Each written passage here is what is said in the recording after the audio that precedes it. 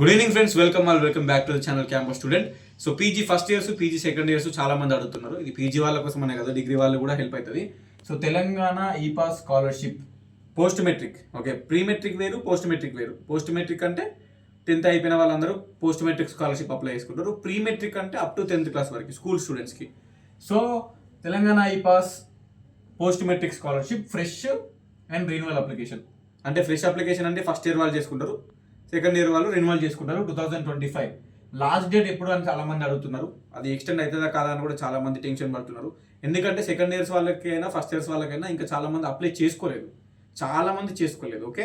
ఇప్పుడు fresh application చేసుకోవాలంటే మనకి ఏం కావాలంటే ఇన్కమ్ ఉండాలి. 2025 ఇన్కమ్ ఉండాలి, లేటెస్ట్ ఇన్కమ్. అది ఎప్పటిదున్నా మ్యాక్సిమం ఏం కాదు, ప్రాబ్లం ఏం లేదు. 2025 తీసుకుంటే సరిపోతుంది. 2025 ఇన్కమ్ ఉండాలి. నెక్స్ట్ పీజీ ఫస్ట్ ఇయర్, మీరు పీజీ ఉంటే పీజీ, డిగ్రీ ఉంటే డిగ్రీ, నార్మల్. సో మన వాళ్ళందరూ పీజీ స్టూడెంట్సే ఉంటారు మోస్ట్లీ కాబట్టి. So PG first year bonafide ఉండాలి. పీజీ ఫస్ట్ ఇయర్ యాక్చువల్గా ఈ హాస్టల్లో ఉండే వాళ్ళకు హాస్టల్ బోనఫైడ్ వేరు ఉంటుంది, కాలేజ్ బోనఫైడ్ వేరు ఉంటుంది. సో హాస్టల్ క్యాంపస్ హాస్టల్ ఉండే వాళ్ళు నార్మల్గా హాస్టల్ బోనఫైడ్ అనేది ఫామ్స్తో పాటు సబ్మిట్ చేస్తాం.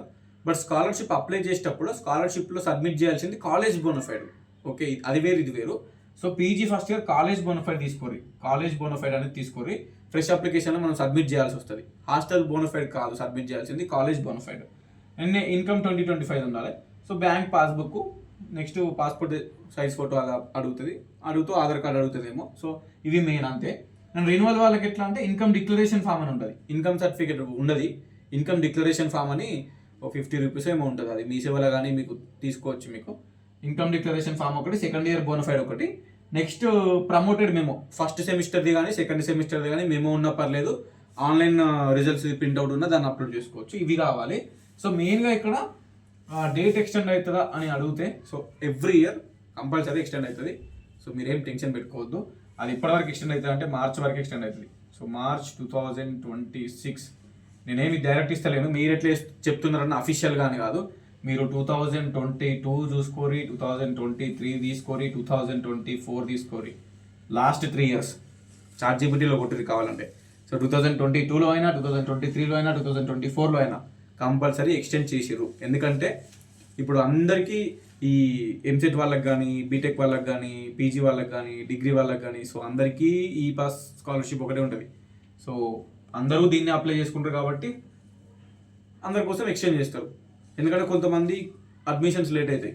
ఆ ఈ పాస్లో అట్లీస్ట్ ఫ్రెష్ అప్లికేషన్ ఇంకా స్టార్ట్ కూడా కాలేదు, అది అప్డేట్ కాలేదు కొంతమందికి, కొన్ని స్టూడెంట్స్కి, కొన్ని గ్రూప్లకి. సో అందుకే ఎక్స్టెండ్ అనేది కంపల్సరీ చేస్తారు, ఓకే. ఎవ్రీ ఇయర్ జరుగుతుంది. మీరు కావాలంటే 2024 ఈ పాస్ ఫ్రెష్ లాస్ట్ డేటు, 2024 ఈ పాస్ రెన్యువల్ లాస్ట్ డేటు, ఈ పాస్ స్కాలర్షిప్ అని సెర్చ్ చేసుకోరు. 22 అయినా, 23 అయినా, 24 అయినా, 25 అయినా కూడా ఎప్పుడైనా ఎక్స్టెండ్ అవుతుంది. సో మార్చి 2026 వరకు అవుతుంది. రెన్యువల్ వాళ్ళకైనా, ఫ్రెష్ వాళ్ళకైనా టెన్షన్ పెట్టుకోవద్దు, ఓకే. దాని క్లియర్. డే స్కాలర్స్ ఎవరైతే ఉన్నారో, సో మీరు ఎట్లా అప్లై చేసుకున్నా ఏం కాదు. డే స్కాలర్స్ నార్మల్గా మీరు ఏ డేట్ పెట్టినా ఏం కాదు, పెద్ద ప్రాబ్లం ఉండదు. మీకు వచ్చేదే 5,000 స్కాలర్షిప్. నెక్స్ట్ బీసీఎస్సీ హాస్టల్స్లో, అంటే BC welfare, SC welfare, social welfare, tribal welfare హాస్టల్స్లో ఉన్న వాళ్ళు కూడా మీరు ఎట్లా పెట్టుకున్నా ఏం కాదు. మిమ్మల్ని ఎక్స్ట్రా డబ్బులు ఏం అడగారు, ఫ్రీ హాస్టల్ ఉంటుంది. బట్ ఇక్కడ సిఏహెచ్ అనే ఆప్షన్ ఉంటుంది స్కాలర్షిప్. ఇది ఏంటి, స్కాలర్షిప్ టైప్స్ ఇవన్నీ. ఇది ఫస్ట్ది, ఇది సెకండ్ది, థర్డ్ది. సో క్యాంపస్లో కానీ సబ్ క్యాంపస్లో కానీ ఉండేవాళ్ళు ఈ సిఏహెచ్ అనే ఆప్షన్ పెట్టుకోవాలి, కాలేజ్ అటాచ్డ్ హాస్టల్. ఈ కాలేజ్ అటాచ్డ్ హాస్టల్ అని పెట్టుకుంటేనే మీరు తెలంగాణలో ఏ క్యాంపస్లో ఉన్నా, సబ్ క్యాంపస్లో ఉన్నా మీకు ప్రతి నెల 1,500 మిస్ బిల్ వస్తుంది.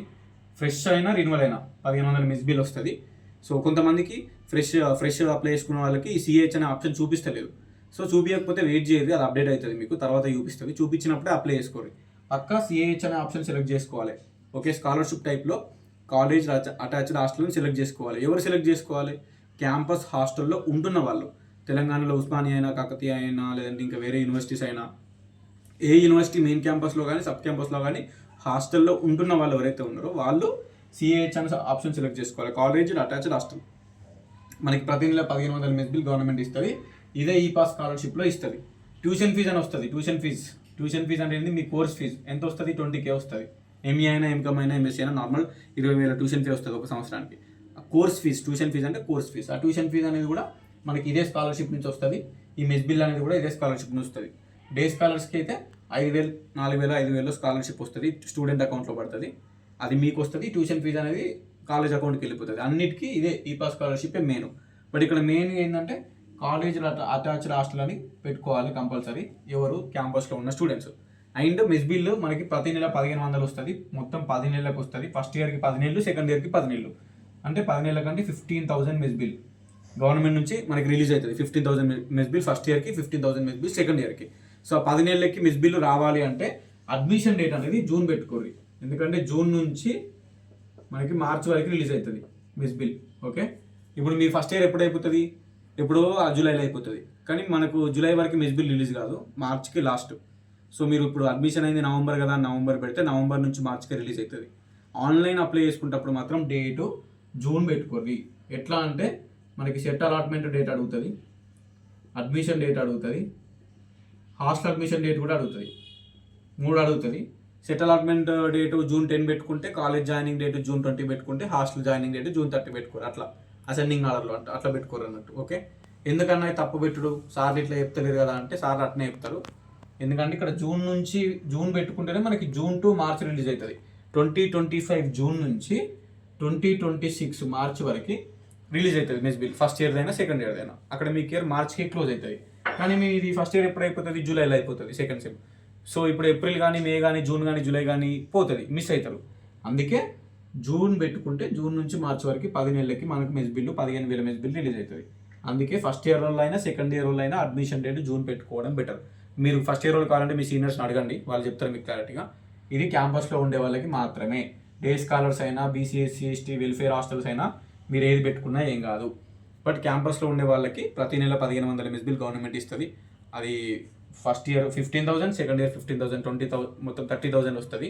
అది రావాలి అంటే అడ్మిషన్ డేట్ జూన్ పెట్టుకోవాలి. ఓకే, జూన్ పెట్టుకోవాలి. మీ సార్లు ఎవరు ఏమన్నా ఏం కాదు. బోనఫైల్లో కానీ ఎక్కడన్నా కానీ నవంబర్ బోనఫైల్లో ఉంటుంది, అది ఏం కాదు. బట్ ఆన్లైన్ అప్లై చేసేటప్పుడు, ఆన్లైన్లో ఈ పాస్ అప్లై చేసేటప్పుడు మాత్రం జూన్ పెట్టుకోవాలి. సెట్ అలాట్మెంట్ డేట్ అయినా, కాలేజ్ అడ్మిషన్ డేట్ అయినా, హాస్టల్ అడ్మిషన్ డేట్ అయినా ఒకదాని తర్వాత ఒకటి పెట్టుకోవాలి. చెప్పిన కదా, సెట్ అలాట్మెంట్ June 10కి అయింది అనుకో, for example college admission June 20కి అవుతాం, తర్వాత ఇంకో 5 డేస్కో 6 డేస్కో హాస్టల్లో జాయిన్ అవుతాం. అట్లా పెట్టుకోవాలి. దీనికి ఒక 5-6 డేస్ గ్యాప్ ఉండేటట్టు చూసుకొని పెట్టుకోవాలి. మీకోసమే చెప్తున్నా. మీ సీనియర్స్ని కావాలంటే అడగండి, వాళ్ళ మిస్ బిల్ ఎంత రిలీజ్ అయిందో చూడండి, స్కాలర్షిప్ స్టేటస్ చెక్ చేసుకోండి. Okay, this is all about the scholarship. Any doubts you can comment below. Done ఉంటా మరి. Signing off, this is your campus student.